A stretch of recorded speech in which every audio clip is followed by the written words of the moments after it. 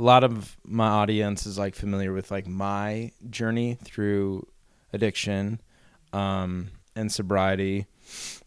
You have gone through your own path. What brought you to the path right now that you're on? Well, do you want to start at the beginning? Well, I think that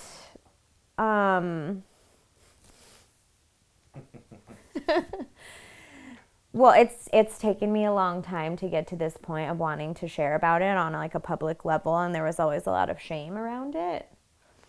But yeah, I think it started as like a kid with a lot of anxiety and just like not knowing how to have a blueprint for how to do life, like how to be a human on the planet Earth. Yeah. You know? Yeah. Not having everything figured out. Yeah, I feel like most people, which is probably not even true, by the way, that like most people know how the fuck to do life.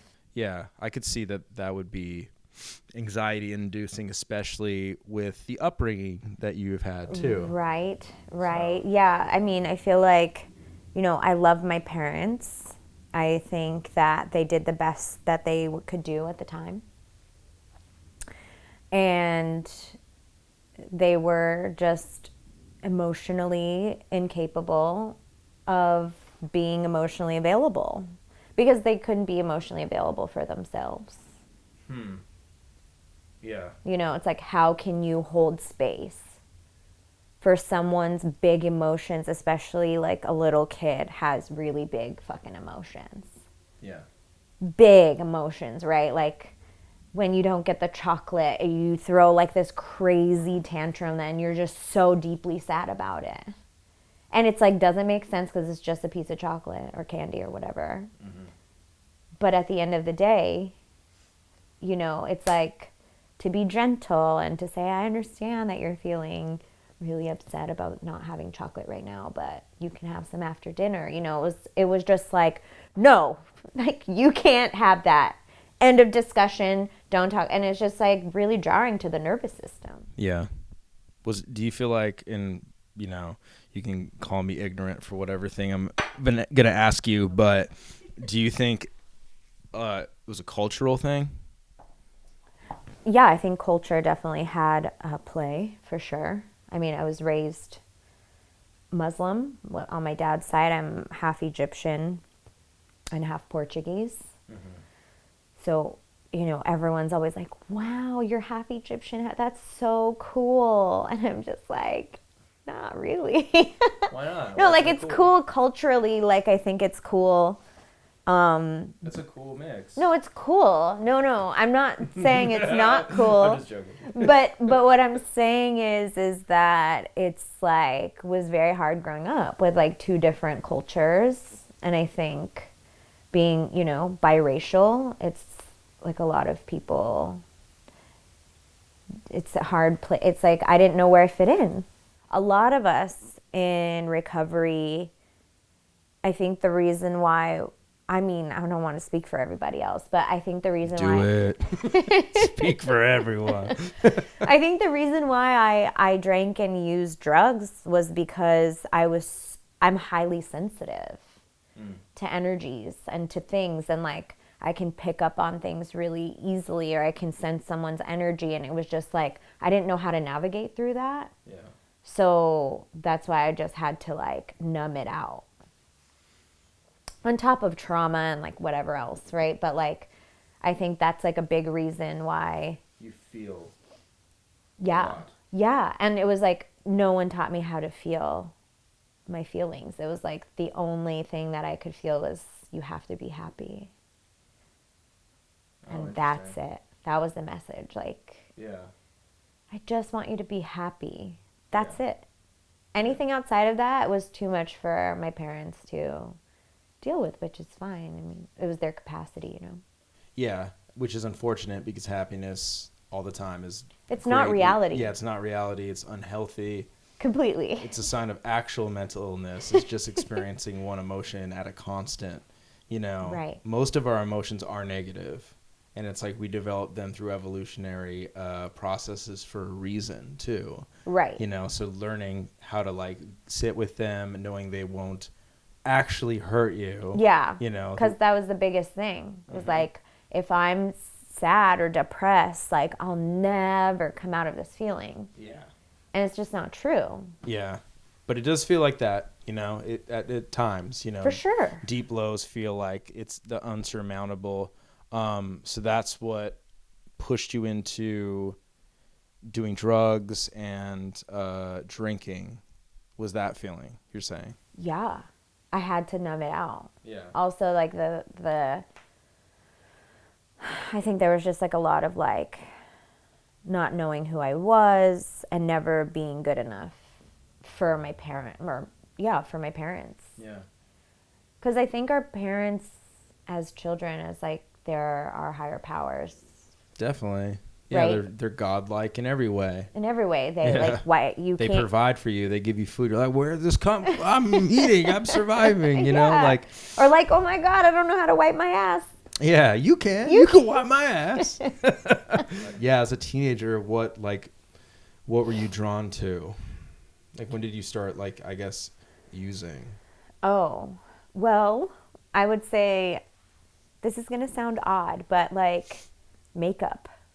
No, that doesn't. That actually sounds really. That makes a lot of sense. Yeah, like I started, like I had this like eyeliner phase, which I still love eyeliner, by the way, but like I was 9 years old putting on eyeliner.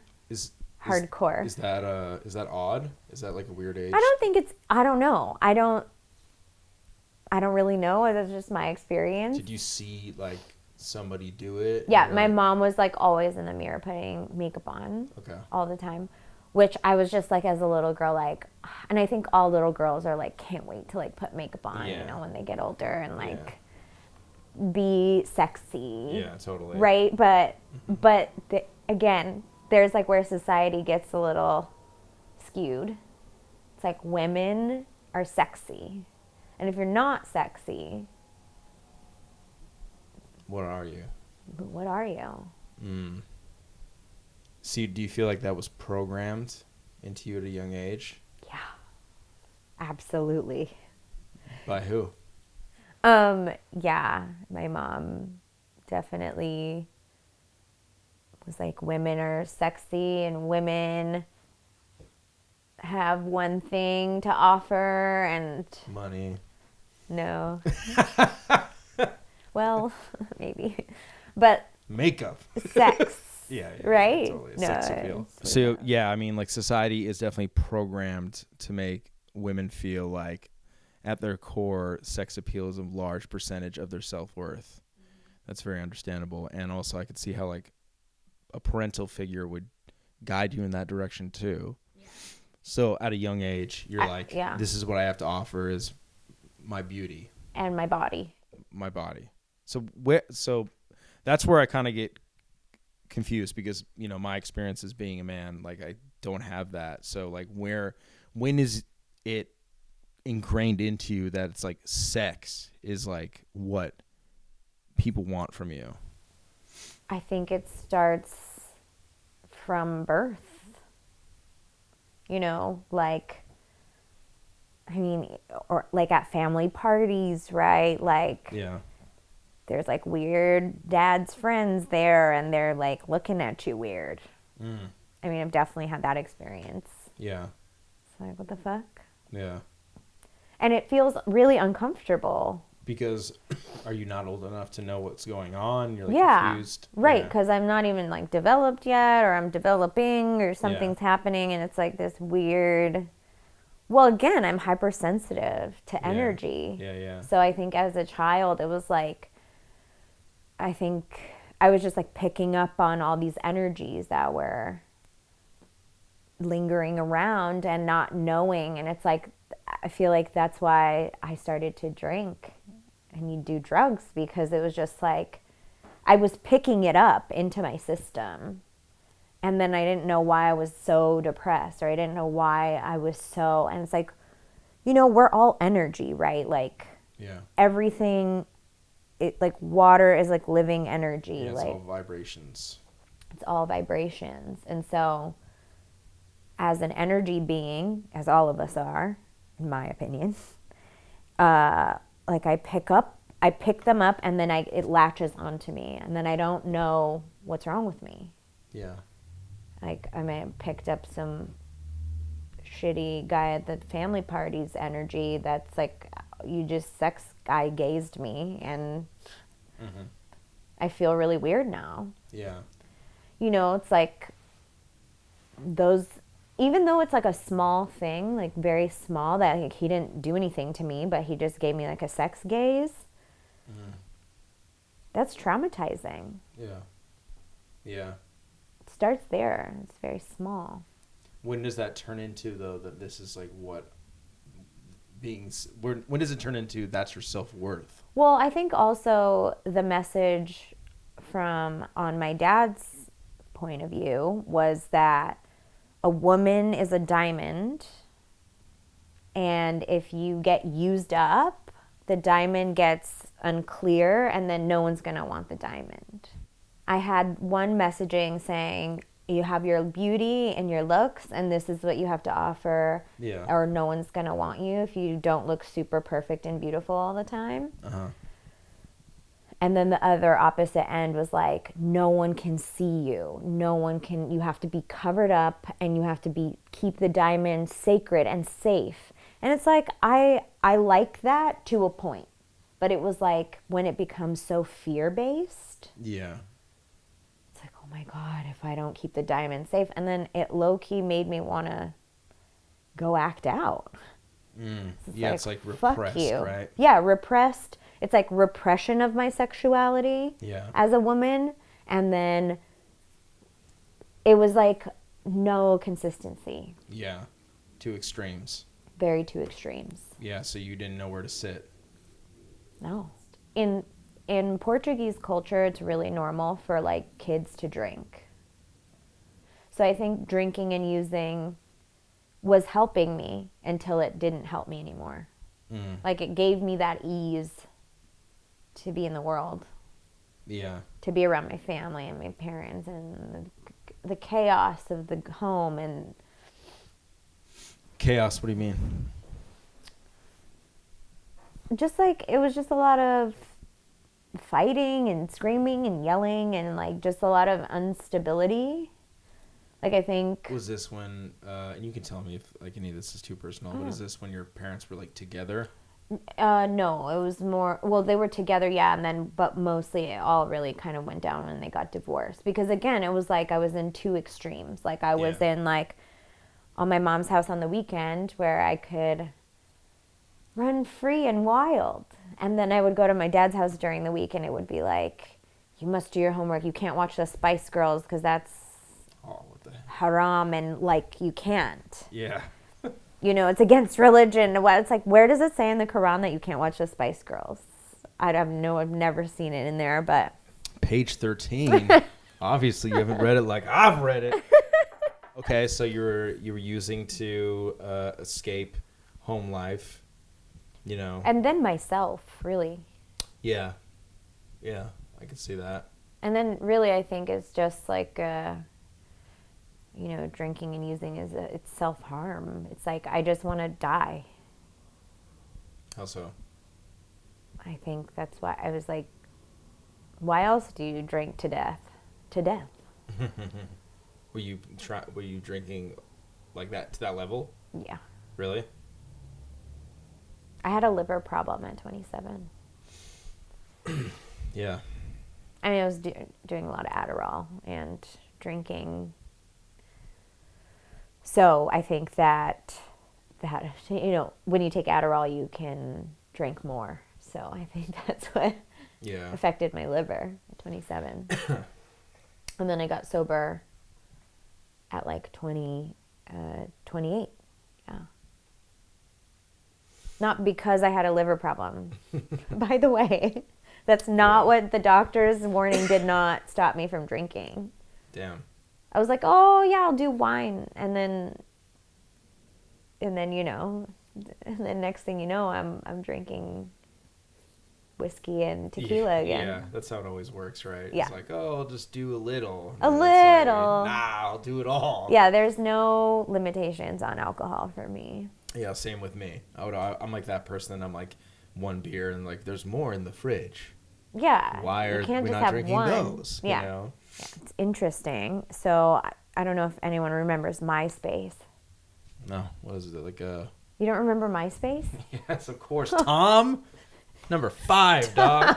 Remember Tom from My MySpace? top 5. Yeah, top 5, dude. Doesn't he own Facebook now or something? Hopefully. Hopefully that guy got something out of that raw deal. Zuckerberg just took him out, sniped him. Straight up. Yeah. So my dad found my MySpace. Oh, shit. And my dad's very religious. He somehow like hacked into my MySpace because it was private. Mm-hmm. And saw like pictures of me with like these boyfriends and just all sorts of things. Yeah. That was jarring to him. And so he basically said that he disowned me and I'm not his daughter anymore. And I know, it's okay. My God. No, I'm okay. It's fine now. I mean, I've definitely worked through all that stuff. Yeah. And yeah, my dad was paying my rent at the time and my mom was paying for school. And so, yeah, it was like, sorry, like you got to figure it out on your own. The girl that was my neighbor was in the apartment building that I lived in. She worked she was a waitress at a strip club and she made so much money. Yeah. I mean, so much money to me was like $1,000 at like 18 and 19, you know? And then I started waitressing at the strip club because I saw she was always counting money in her apartment. Yeah. I was like, oh my God, that's it. So I did it in a month. I made my rent and bills. And that was kind of like the gateway to other avenues, you know? Yeah, totally. So what was the gateway to? Like, what did that lead to? Well, so I always just said, like, this is going to be it. I'm not going to, I'm just going to. Because I would assume, like, if you're waiting, you're going to dance at some point. Like, it's like the progression is there. You're like, I'm getting this much money, they're getting this much money, and you're only doing this job for money. Literally, it's not like it's not like, oh, my career. Yeah, so it's like they're making much more, and, they seem like they're having fun. Right. You're already in the fucking atmosphere. You already have to fucking, like, be nice to all these people, too. Right. So that's where I would think, like, the natural progression would go. For sure. No, and I'll never forget that it's like the manager this one night was like, any waitresses that get completely naked right now, I'll give you $100. And I was like, I can't do that. Yeah. Like, there's no way I'm getting fucking naked right now. Yeah. Yeah. Like, I was still like very like, no, this is mine. Yeah. But yeah, it was very enticing. And so as this was happening with like, okay, I started waitressing, the guy that I met at 18 somehow came back into the loop of things. And then it was just like, I think I'm going to dance. And then he was like, yeah, you should do that. And it was like very, it was like a collaboration almost, and he was like, I'm your boyfriend, I love you. And I was like, it was just very, what's the word I'm looking for? Mutual? In a way, at the time. Yeah. Because he was like, he was really showing me that he loved me. Like, he would like really, it was very codependent. Yeah. Very codependent. Like, he would take care of me in ways that no man ever did. Yeah. In my life. Uh-huh. So I think it kind of like replaced that like love of a father type of thing. Like, it was like my dad said what he said, and then this guy came in and sort of just kind of like filled the role. Yeah. Yeah. All right, so this is where, like, I guess I'm like trying to understand, like, when does it become manipulative? You know, because to be honest, it doesn't sound like he's being it seems Right. like he just cares about you a lot. Sure. You know. Yeah. That's how, like a boyfriend pimp happens. Yeah. Okay. So that's what I want to get to is like, where does the arc come in? Right. So it was like,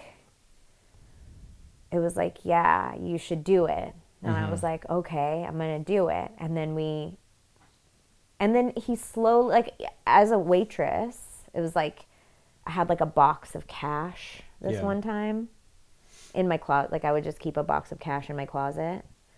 And this one time I came home and like my cash was organized. Yeah, so he was counting your money. And I was like, what the fuck? Don't ever touch my money again. And I was so like discombobulated, and I didn't know how much was even in there. Like, he could have taken, I don't even know. Yeah. So. Yeah, word. It's like you didn't count it. I didn't count it. I was just throwing it in there, making money. Yeah. And he organized it. Yeah. One day. Wow. And I was like, the fuck? And I was really angry. And it was very abusive, too, for like a long time. What? How so? Physically? Physically. Yeah.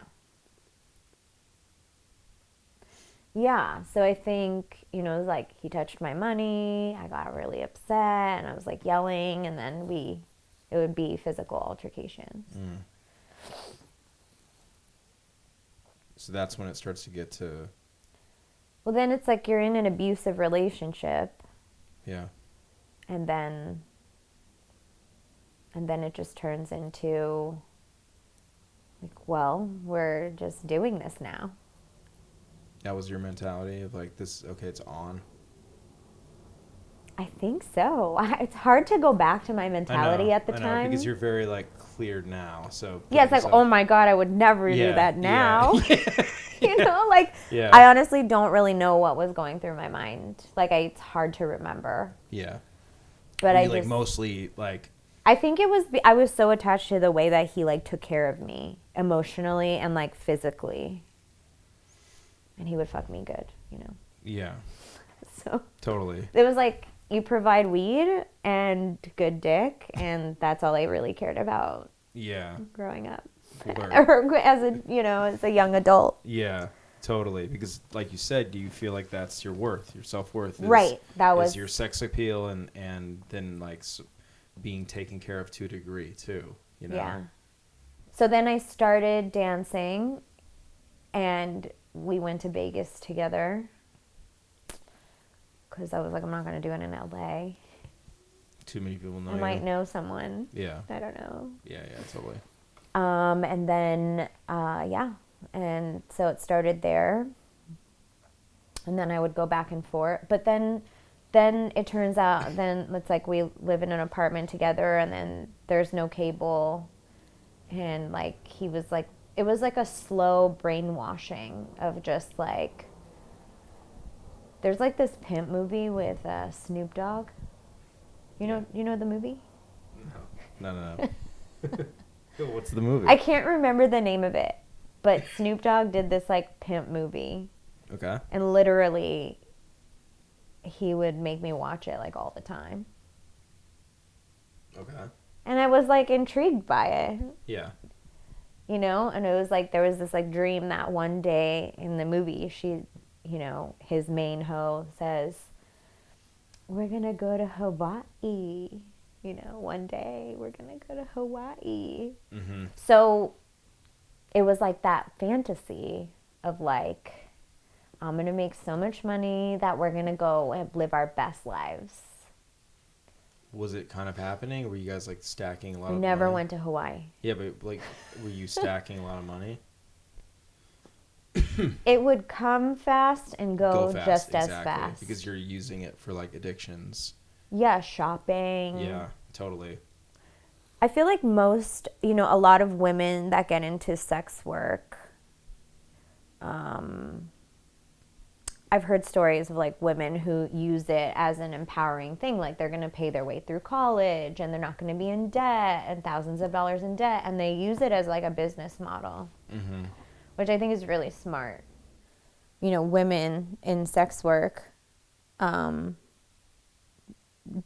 maybe don't agree with my story. Maybe they're having a different experience because they look at it. A lot of women I've spoken to are like, well, I'm empowered when I dance, or I'm empowered when I, you know, have domination over these guys that are coming in and giving them money. But for me, it was like, and the irony was like, it was like Father's Day or something. Wow. Wow. Yeah. Yeah. So but you're not using a blanket statement with your journey. You're not being like, this is how my journey was and it's like this for everybody. No, I don't think, no, not at all. I think if you're empowered, like, do you know, if that makes you feel empowered. Like, there are women who are like lifers. And I just knew that wasn't me. That wasn't my true self. The mold that that my father wanted me to be, like it was like almost like I had to do something extreme to like break out of that mold. And again, it was like, first it was for fun and I enjoyed it and it was like, it was empowering and I did have those moments, but then it became this life that I hated because also I was drinking and using a lot. And I don't know. Yeah. It was a lot. Yeah. It's a lot to compact in like an interview. No, I know. I mean, we're not trying to be like, tell me everything totally. You know, I'm just curious as to your journey. You know, I feel like you've come such a far way and you've been through something that's super, super traumatic and heavy that a lot of women go through, that I feel like they can learn a lot. You can teach a lot of people. Yeah, that's the goal. Yeah. I mean, that's the goal. Like that life isn't all there is, you know? But like in my mind at the time, it was like I was so brainwashed too. Yeah. How were you brainwashed? Like again, with the Snoop Dogg movie, like it was like this fantasy life of like, oh, once I get all this money, then I'll be okay.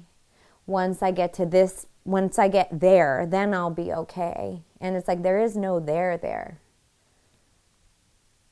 All we have is here. Yeah. Now. So you were thinking once you get to this certain point, you'll get out of this lifestyle. Yeah, and then we'll get married and have the dream that like I want now for myself is like, I want to be seen as a person. I want to be loved unconditionally. I want to have children and be a mom. And, you know, it's like I feel like, and, you know, women have kids in those places like too, and it's a struggle. It's hard. Yeah.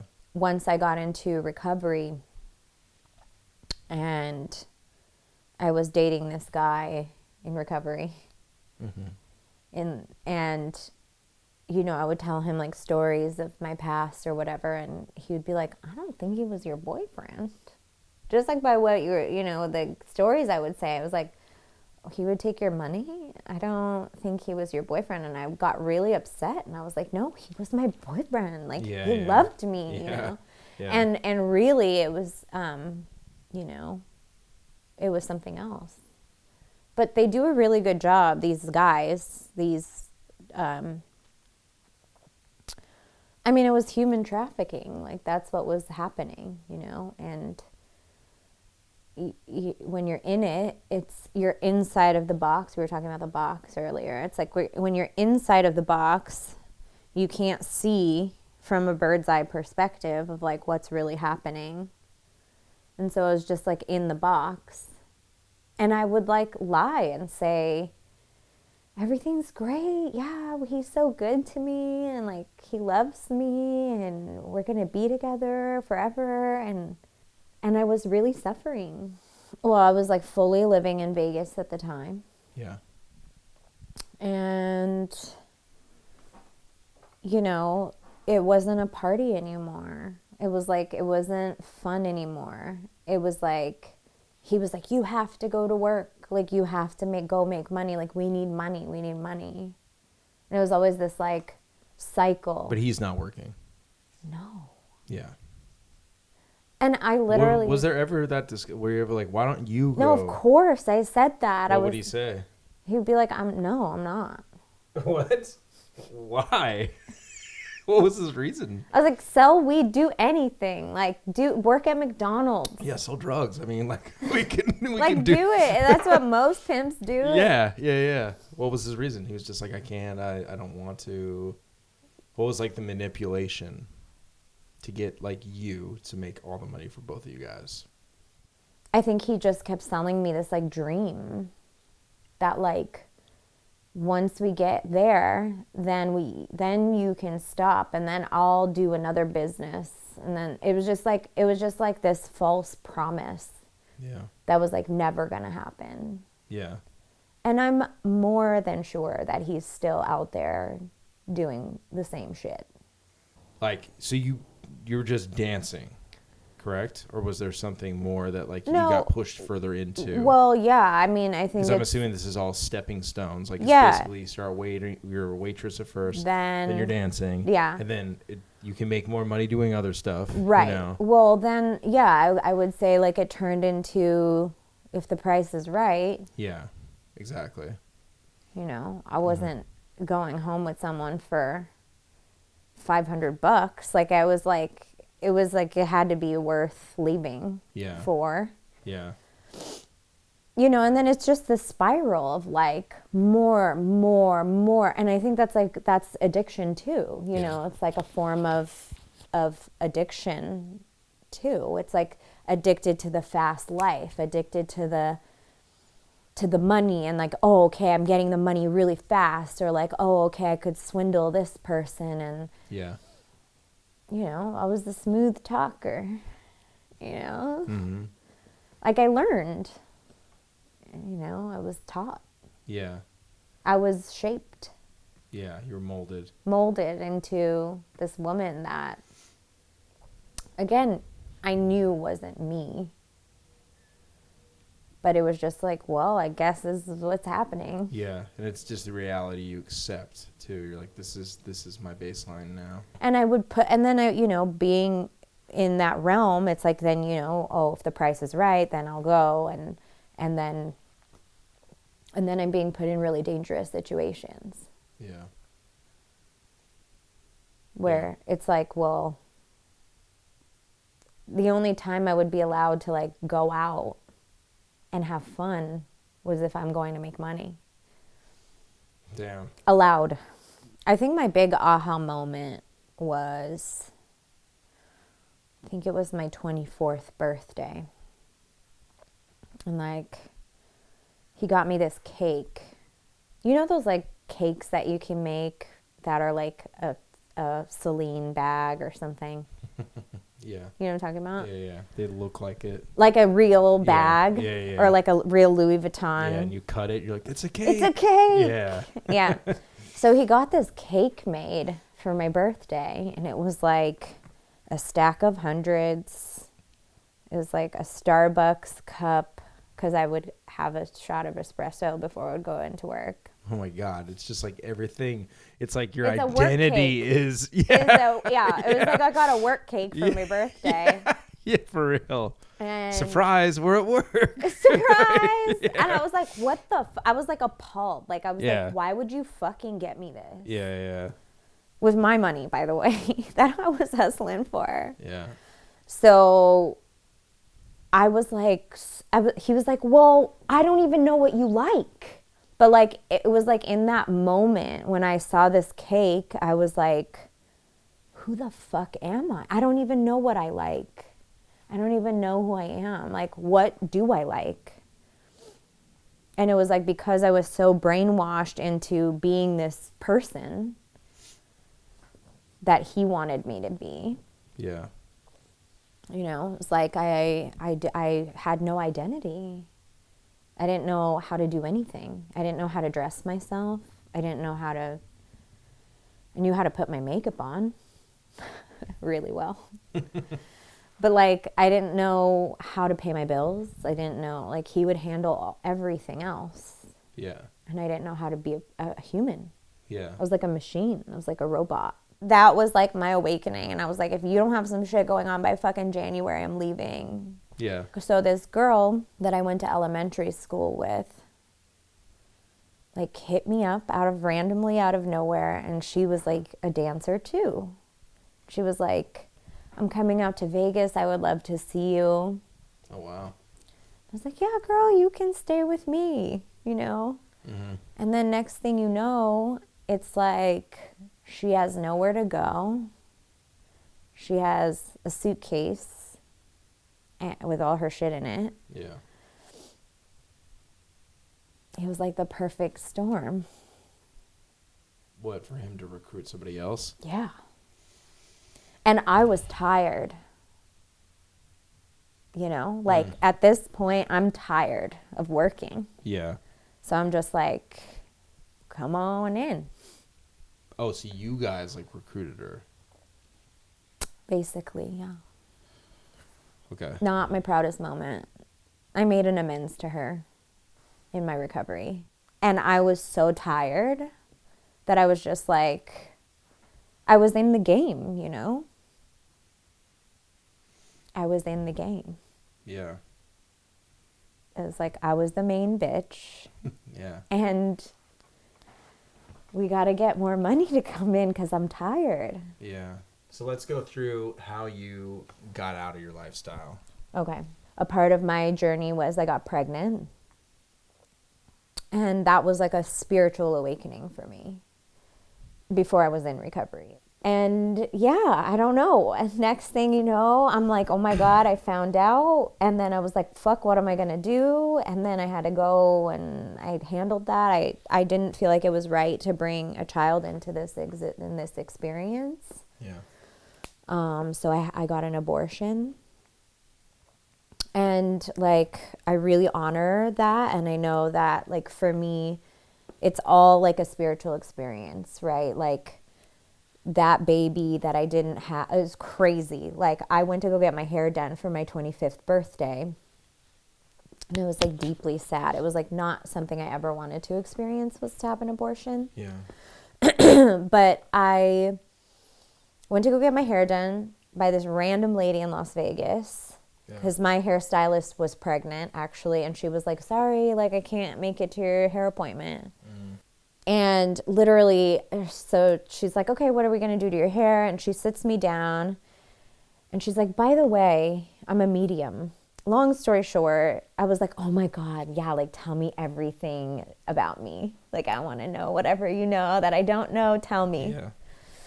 And so she basically was like, do you have any kids? And I was like, no. She was like, have you ever had any kids? And I was like, no. She was like, are you sure? Because there's like a baby here in the... I was like, well, I did have an abortion in July. And this was like November. Yeah. And she was like, well, your baby is here in the room right now. And it was supposed to be a girl. And I knew it was supposed to be a girl because there was like baby girls crying all over the fucking place. And I was actually at a pizza shop while I was pregnant with the guy that I was in love with. And this little girl, like, he went to go fill up his soda, right? And this little girl comes up to him and like holds his hand and is like, I love my mom. It was like so weird. Yeah. Like super like, what? Yeah. And the mom was like, oh my God, I'm so sorry. She's never done that before. That's so weird. Like, I don't know what happened. And he told me and I was like, oh my God, it's like for sure her like speaking to us through this like little girl who we have no idea who she is. Yeah. So the lady was like, yeah, it was supposed to be a girl. I just want you to know that, she wants you to know that like you have a dark cloud over your head and like for you to just like let that go I mean, not many women get closure like that. Yeah. Wow. So, you know, I've always had like encounters with like spirits and guides, and like, even though I wasn't even awakened to it at the time, or I didn't know. Yeah. It was like, I mean, the story of when I was a little girl and like I saw the tiger, right? It's like, goes back to that. It's like, I've always been really tapped into this other realm that I just had I wasn't nurtured into it. Yeah. So yeah. So when she told me that, I was just like, and you know, we called her little bumblebee, and I have like a bumblebee tattoo for her. And Oh, that's cute. yeah. But just like, that was like my awakening to like get me out of that life, you know, like looking back at everything, like there's no mistake in how everything went down. It was like, I needed to experience everything that I experienced. And I was very traumatized for a really long time. Don't get me wrong. Very traumatized, and like really had to work through all this like shadow work stuff. Yeah. But that was like what got me out. It was like, I got my hair done. The medium told me that, and literally I turned 25, and 1 month later, December 17th of 2015, like that was my last day. And I was like bawling, and like I was just like, I can't do this anymore. And just, it was so overwhelming. Like it was just like it was like a force greater than me that was like getting me the fuck out of that life, because I was gonna die. Like I was literally gonna die. Like I felt like my soul was completely, almost like out of my body. I was just like a shell of a person. You know? Yeah. Like, I remember going to the grocery store in Vegas, and like, it was just like, I was just operating in like a way of just like, the grocery clerk was like, hey, how are you today? And I was like, didn't give a fuck about this guy at the grocery store. Yeah. You know, it's like, now when I go to the grocery store, I'm just like, hi, how are you? And so, how's your day? Yeah. Is it good? Are you Yeah. having a good day? Oh, you're really tired. Like, when you're off work soon, right? You know, it's just like, I actually genuinely give a fuck Yeah. about people. So it's really nice to have that. But in that moment, it was just like, if you're not paying me, don't talk to me. Like, that's where I was. Like, that's how far removed my soul was from my body. Yeah. And how I was so dissociated from myself. Like, completely. Yeah. So you said you contacted this organization. Yes. So shout out to the Cupcake Girls. I think it's a really cute name. But actually, so after I got the abortion, like, I was mentally not well. Yeah. And, you know, the guy that I was with for 6 years was, like, he knew what was going on, and, like, just really abusive. It was like, I was, you know, he was just like, come back, I'll take care of you, you know, like, just the swindling thing, like, the fake, like, he just wanted me back to, like, make more money. Yeah. You know? Yeah. And I was like, no, I'm not, like, I need my mom to, like, take care of me. And, like, my mom and aunt, like, took care of me and helped me through that experience. That was really hard. So, but, you know, coming back to Vegas, it was like, then I became brainwashed again. It was like, you're good, like, you got this, you can do, like, he would empower me to, like, be like, you're amazing, you're my money maker, like, you can do it, like, you're a star, you know? Just like things like that, where I was like, oh my God, okay, like, I got this, I can do it. And it would be like, every other day I would be calling my mom and be like, I'm gonna kill myself. Like, I can't do this anymore. And then the next day she'd be like, Shereen, are you okay? And I'd be like, no, I'm fine, Mom. Actually, it's all good. Like, I'm okay. Because then he would, be in my ear, being like, you're fine, you can do this. Like, I got you, I'm going to take care of you. Blah, blah, blah, blah, blah, blah, blah. I'm like, bullshit. Yeah. So it got to a point where I'll never forget, I was like on the balcony. I lived on the 16th floor in a high rise. Mm-hmm. And I just remembered seeing, like, having a vision of like my dead body, like just jumping, Yeah. Because I didn't see a way out. I didn't know how I could leave, because he would do that thing where he would like convince me to stay. Like, I didn't know how to leave. Yeah. I didn't think I could leave. And I was like having goals and dreams. Like, I want to be a famous makeup artist. Like, I want to, maybe I can work at the Mac counter, at the mall. Like, maybe, and it was always like disempowering me to be able to do those things. It's just like, you're not gonna make any money doing that. So like earlier when you were saying like, did you ever think like working in Uber? It was like, no, because I was convinced that I would never be okay if I did that. Yeah. Yeah. Where did you go from there? Well, so my mom and aunt flew out because they were like, we don't give a fuck, we're coming. And honestly, like, they helped me to like make him leave. So I had to do this thing where I was like, hey, go to the other, we had 2 apartments, because like, how wild is that? It's a little too much. But I was like, just go to the other apartment, and when they leave, I'll call you. Like, I had to pretend. So yeah, I changed the locks on the door so he didn't have the key anymore. I like told the front desk, like, hey, don't let him in to the house, to this place. Like, I was cool with the landlord who sold me the place, or not sold me, but was renting it out. Yeah. And he was like, like, okay, like, I know you said you were going to leave him so many times. Like, how do I know you're sure? Like, it was like progressive. Yeah.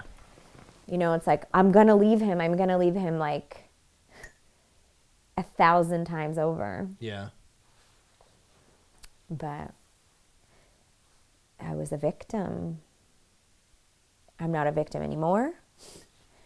I'm a survivor, and I'm thriving now, but I was victimized. Like, I couldn't leave.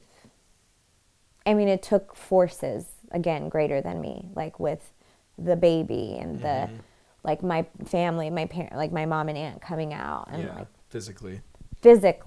And my aunt is like amazing at like finding things online, like amazing. And she found the Cupcake Girls organization. She was like, I'm going to call them. Like, will you talk to them? And I was like, no, I don't want to talk to anybody. And it was like super avoidant. I was just like super like scared. Yeah. And so again, a force greater than me was like, I was like, okay, fine. And she pushed send, and I talked to them, and I was like, I need help. Like, I can't get out of this. I don't know how to get out. Yeah. So yeah. Then what did they do? Like, well, they got me a therapist. Okay. To help me to start, getting into that, and start to, because I didn't do therapy for many years because I was in this world, Yeah.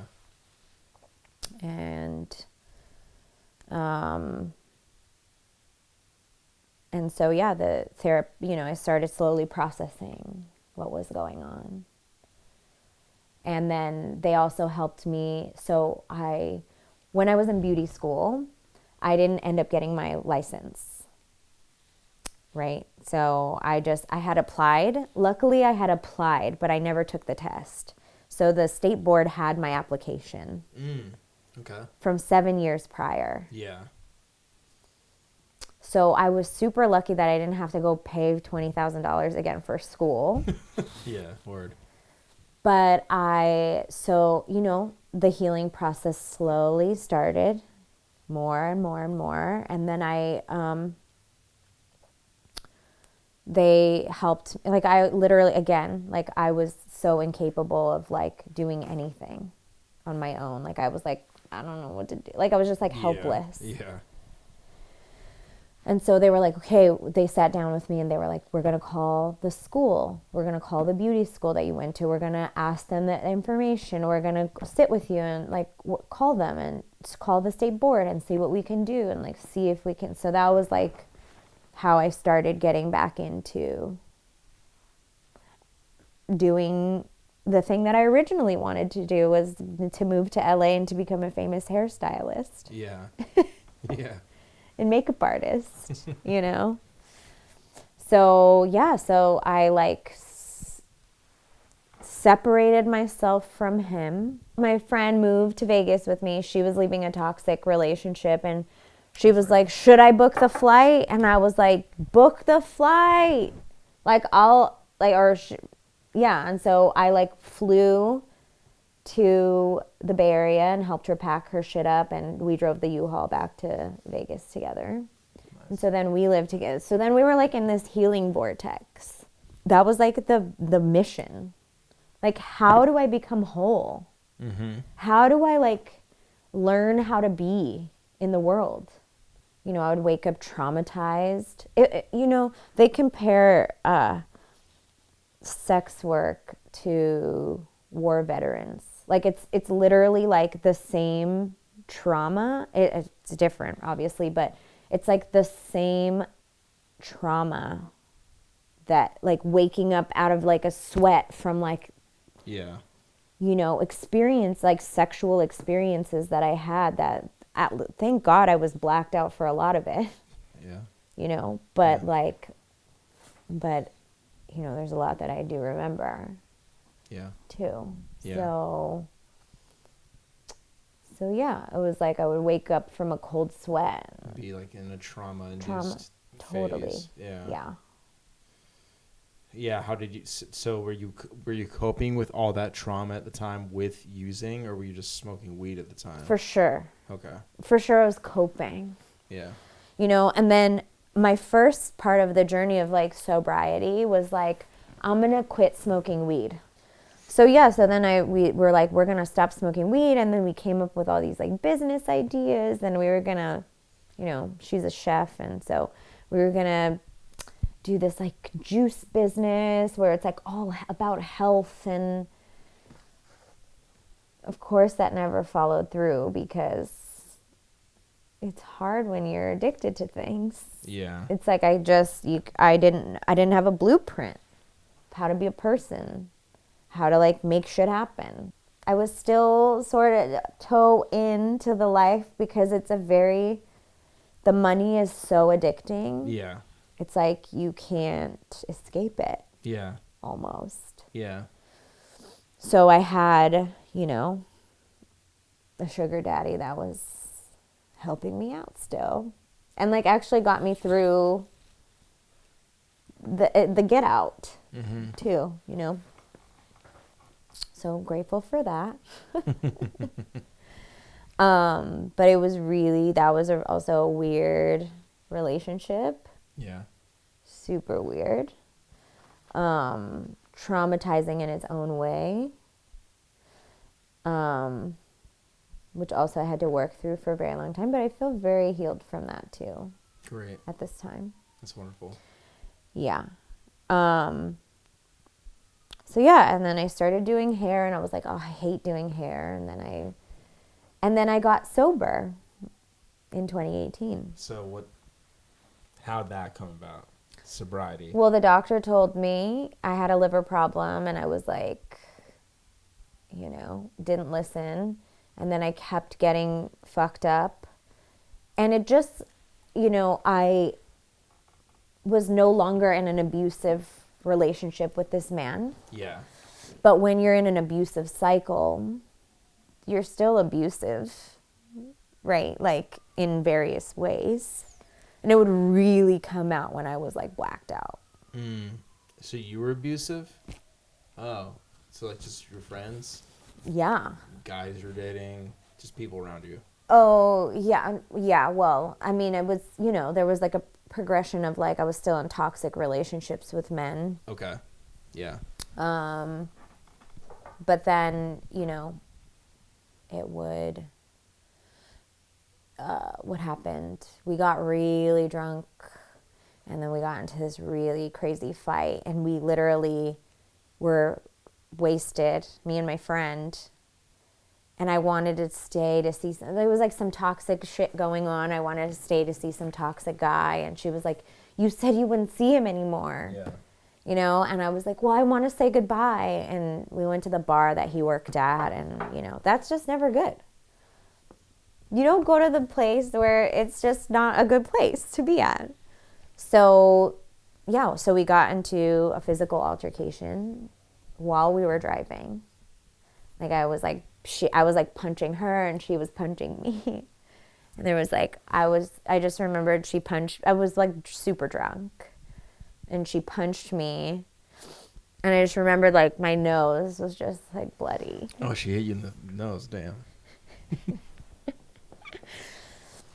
It's yeah. Wow. It's really going in. So, yeah, so that's kind of, that was like January of 2018. And then I also was working this hair job where I just remember journaling every day. I was always an avid journaler, like not during the sex work days because I was just so disassociated. Yeah. But I was like journaling again and like I would journal like I'm so depressed and I don't know how to get out of it. I'm so depressed and like I don't know why and like I literally don't know how to make myself feel better. And and then there was this last night that I got really wasted again. And I hit my guy friend in the face. It was just like, why am I hitting people that I love and care about? Yeah. Something's wrong. Yeah. So wait, you had that eureka moment? Yeah. So when you sobered up, you're like, why am I hurting people that I love? Yeah, I was like, oh my God, like I'm harming people around me. Yeah. And like, this is not me either. Yeah. But like, obviously when I would get drunk, it was like the suppressed emotions would be acted upon. Yeah. So what happened?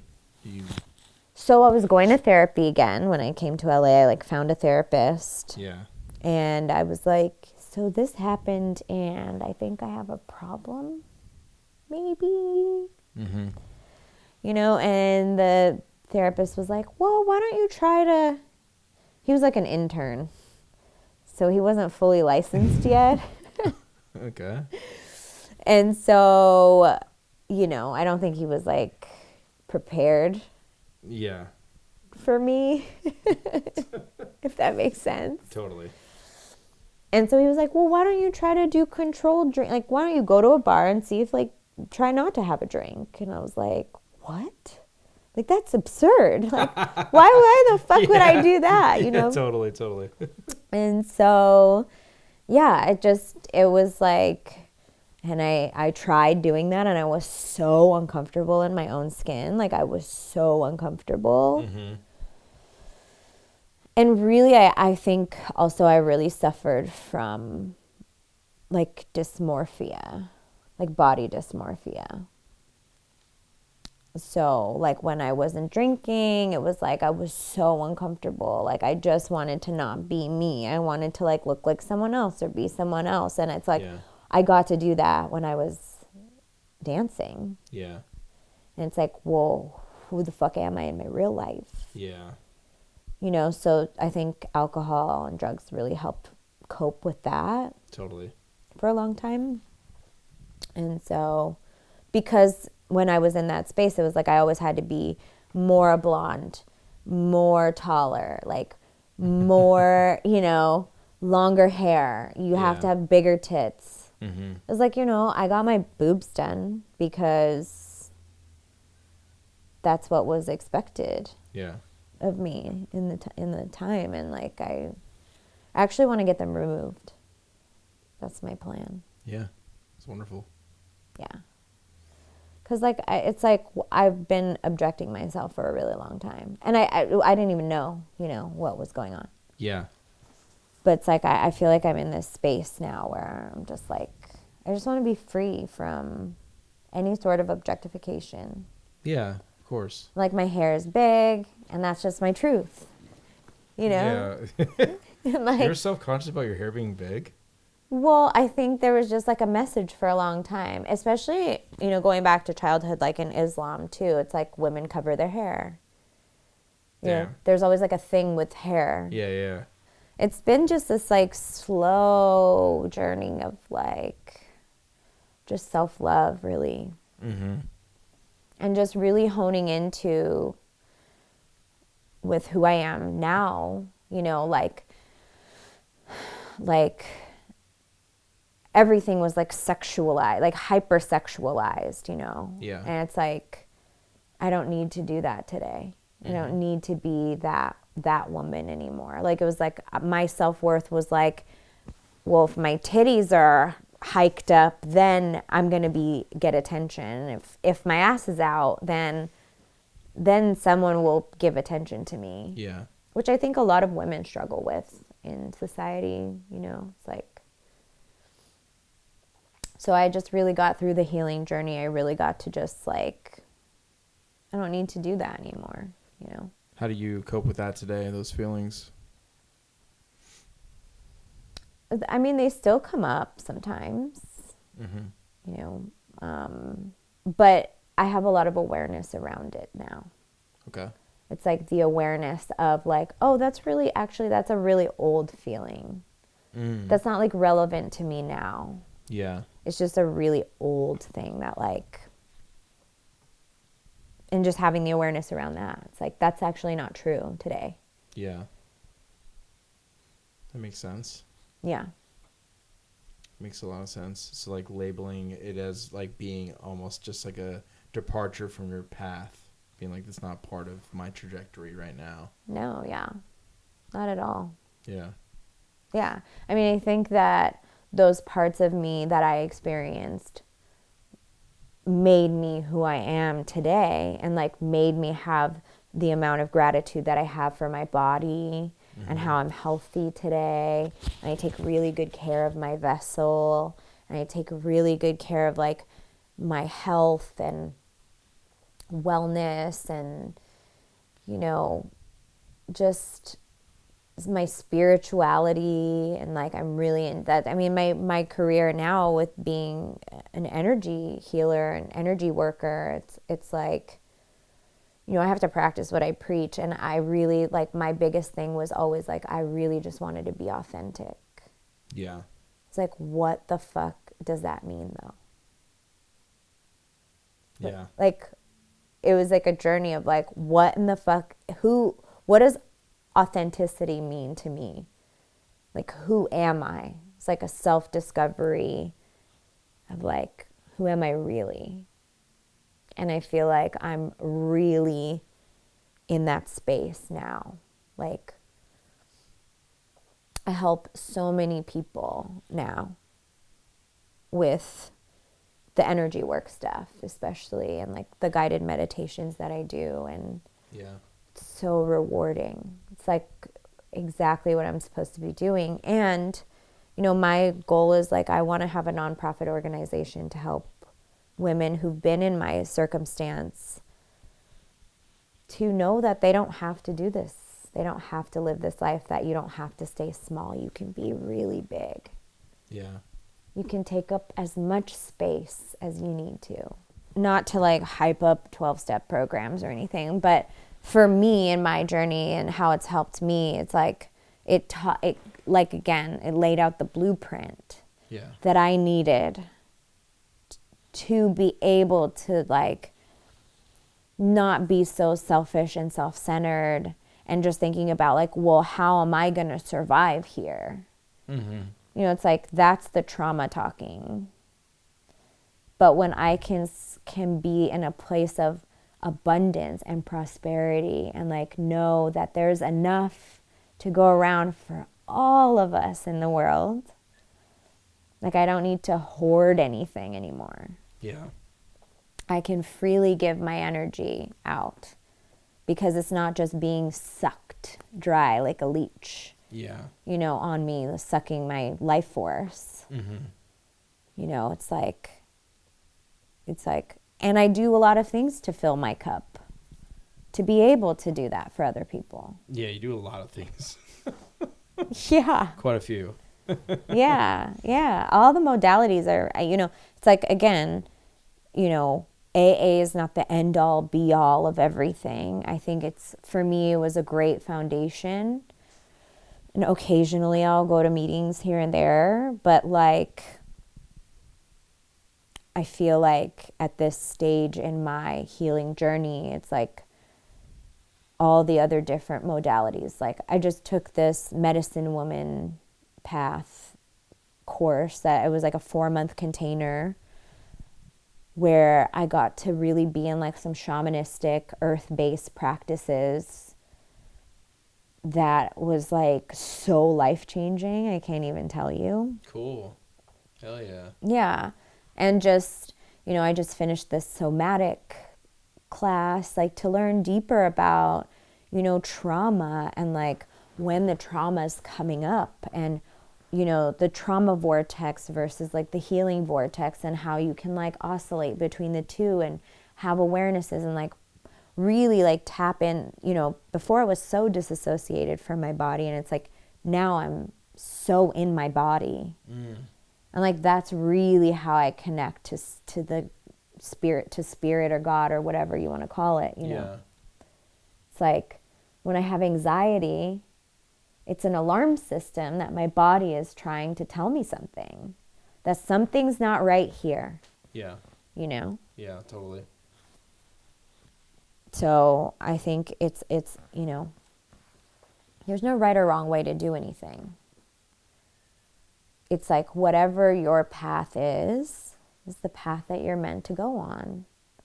And I think the biggest, you know, it's like, to me, nothing really matters anymore. Like, it's like, how can I think the biggest thing that matters for me is like, how can I know God or my higher self or whatever, you know, whatever word makes you feel dandy inside. You don't like the word God, you don't have to use it.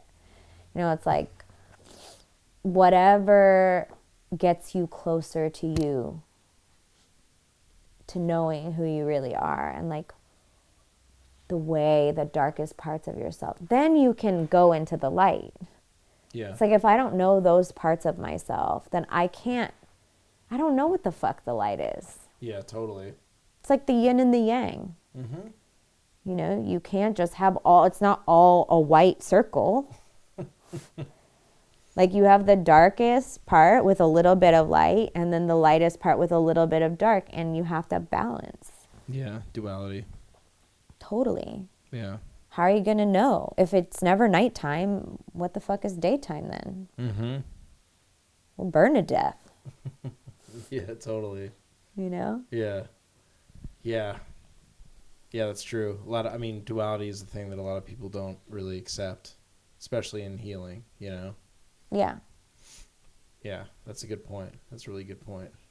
Yeah. So where do you go from here? Like, where do you traverse? Are you going towards the nonprofit? Like, where, if people are interested, can they help out in some way? Do you got anything to plug? I don't just yet.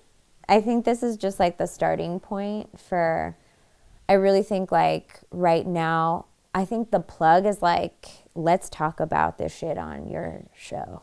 Yeah. Or whoever you are out there.